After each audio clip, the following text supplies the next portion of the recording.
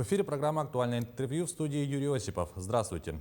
В Министерстве строительства Республики состоялась стратегическая сессия на тему «Трудовые ресурсы в строительной отрасли», прогнозирование потребностей и ее обеспечение с привлечением всех заинтересованных участников строительно-инвестиционного цикла. Сегодня мы поговорим о кадровых вопросах в строительной сфере. Наш гость в студии Виктор Романов, министр строительства Республики Саха-Якутия. Виктор Дмитриевич, здравствуйте. Здравствуйте. И прежде всего, Виктор Дмитриевич, можно ли назвать кадровый вопрос важнейшим в строительной отрасли? Безусловно, у нас последние годы в Якутии и в целом по стране наблюдается строительный бум.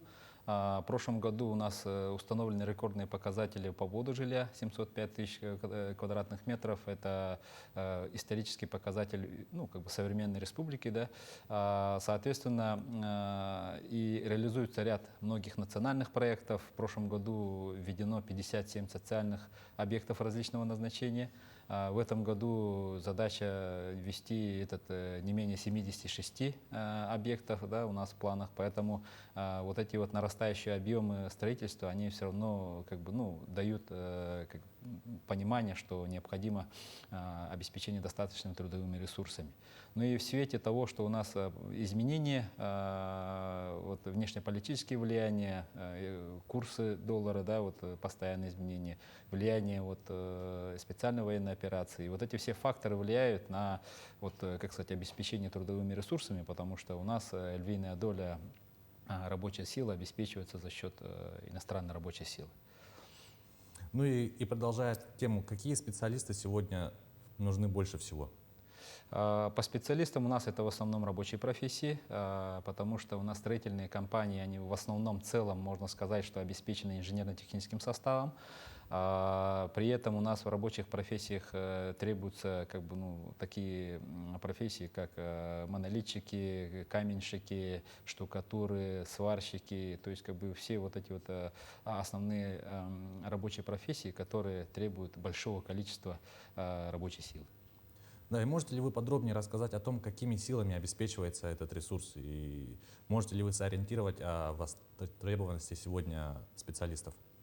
Да, у нас ежегодно формируется совместно с Государственным комитетом по занятости этот прогноз. Но проблема формирования прогноза у нас есть, потому что не все предприятия готовы на планируемый год, тем более на будущие периоды сказать по объемам строительства. Соответственно, мы методику определения прогноза сейчас пересматривать будем. Если в целом по потребности смотреть, то занятость по статистике по сфере, где у нас аквет по строительной деятельности, это у нас 43 тысячи человек, да? А в целом рабочая сила у нас наблюдается на уровне показателя 2022 года 8 тысяч с лишним, показатель 2023 года это 8 800, и в этом году тоже у нас прогнозируется порядка такой же цифры, из них иностранная рабочая сила составляет порядка 6700. И наша задача сбалансировать эти все потребности и три направления, то есть иностранная рабочая сила, местные кадры и, соответственно, мы еще привлекаем молодежь, это большую долю также у нас ежегодно составляет рабочая сила именно со стороны студенческих отрядов. И говоря о местных кадрах, невозможно не затронуть обучение местных специалистов. Какая работа ведется в этом направлении? Да, мы сотрудничаем совместно с нашими образовательными учреждениями, среднеспециальными, это Якутский коммунальный строительный техникум, у нас инженерно-технический институт СУФУ, это самые основные наши учреждения, которыми мы взаимодействуем. Также у нас по тем кадрам, которые хотят поменять квалификацию именно в сторону рабочей силы, тоже у нас хорошая платформная работа идет со стороны госкомзанятости. Да, в рамках и госпрограммы идет переквалификация, и, соответственно, мы потребность в кадрах, переобучения, именно местных кадрах, мы стараемся этим направлением закрыть. Что касается иностранной рабочей силы, то у нас, когда человек въезжает на территорию России, то у него уже фиксируется квалификация. Конечно, есть моменты, когда это несовершенный, да, механизм фиксации квалификации, но тем не менее потребность закрывается именно по тем квалификациям, которые востребованы именно в нашей республике. И, к слову, о квалификации для молодых специалистов, главная проблема, я считаю, это все-таки недостаток опыта. Вот как закрывается эта брешь? Сейчас у нас как бы, ну, стандартные позиции, по которым это обеспечивается, это вот, ну, практика, да, и мы сейчас вот внедряем еще ну, как механизмы по инженерным школам, когда предприятия, когда строительные компании уже на стадии школьного или там студенческих периодов, да, уже начали обучать и требовать, какие направления квалификации должны быть у выпускника, потому что стандартная программа обучения это одно, но вот работа в жизни именно как бы, ну, непосредственно на стройке требует не только строительное образование, например, да, а еще других квалификаций. Это, возможно, проектное управление сейчас, вот, ну, как говорится, повсеместно применяется, какие-то вот, ну, способности по оценке рисков, даже вот какие-то вот экономические квалификации, компетенции, потому что одним только строителем сейчас в современной стройке быть, это вот, ну, как бы недостаточно.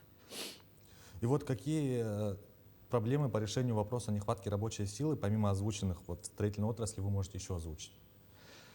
Проблема у нас это, естественно, вот, необходимость координации общего потока трудовой силы, потому что вот, строительные организации сейчас самостоятельно решают вопросы, связанные с обеспечением, то есть договариваются с бригадами, с которыми постоянно у них налажена связь, привозят сюда на строительный сезон. И вот период работы, когда у нас вот, большая востребованность рабочей силы, идет переманивание, да, ну, как бы между строительными компаниями, поэтому это создает, как говорится, ну, определенные риски, и нам нужно вот ту потребность, которая есть, нужно закрывать. Есть моменты, когда у нас ну, квалификации достаточно не хватает. Да. Есть моменты, когда проблемы это вот у нас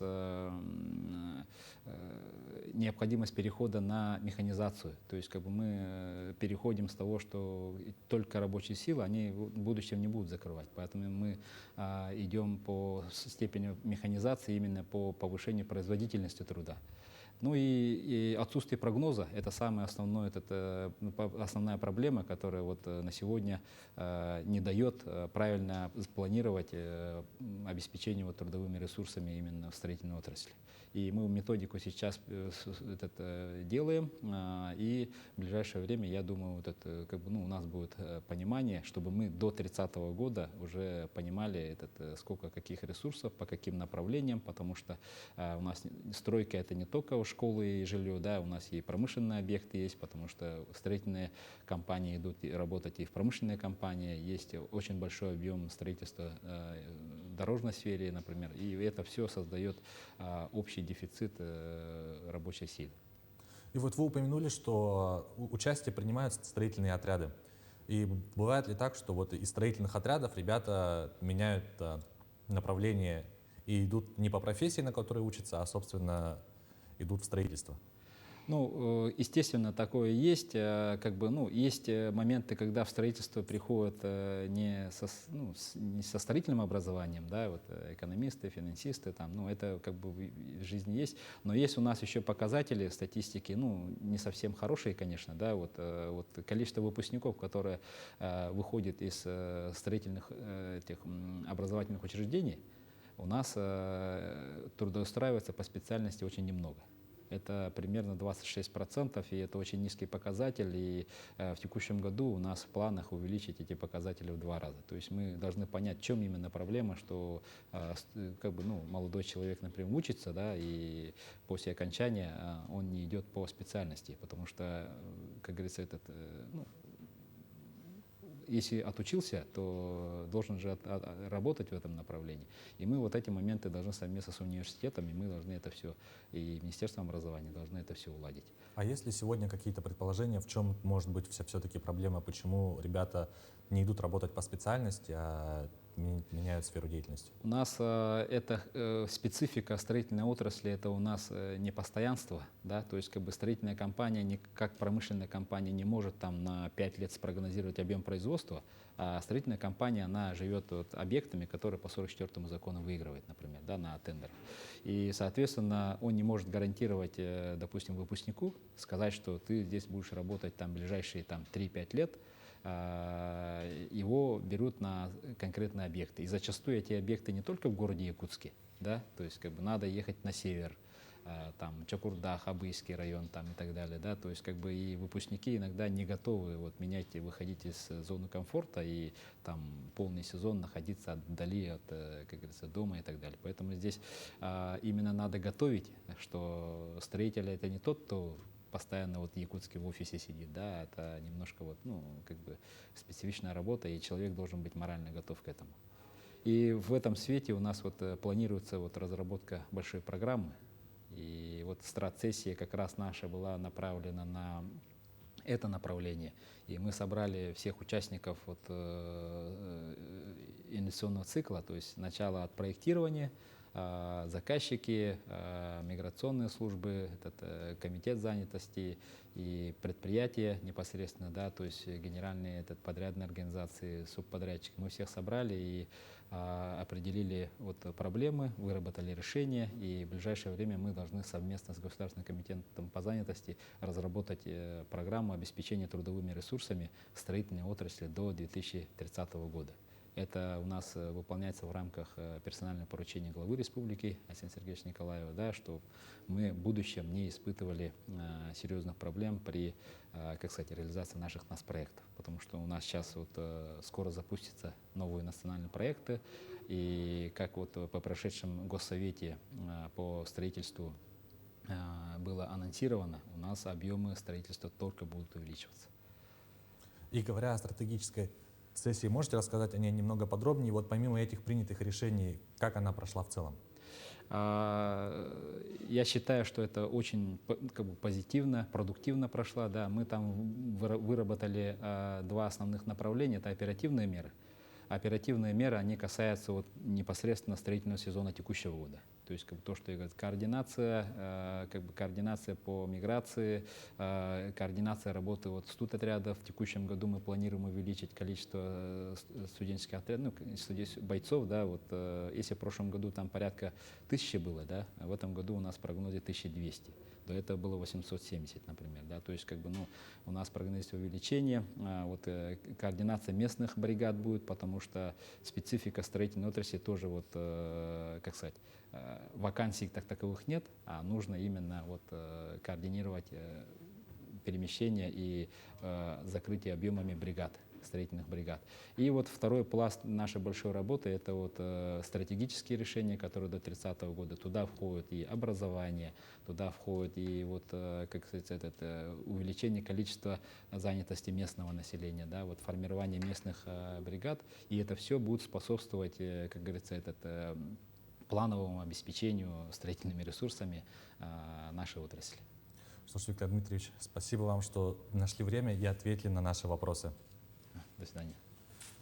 Это была программа «Актуальное интервью». Увидимся в эфире.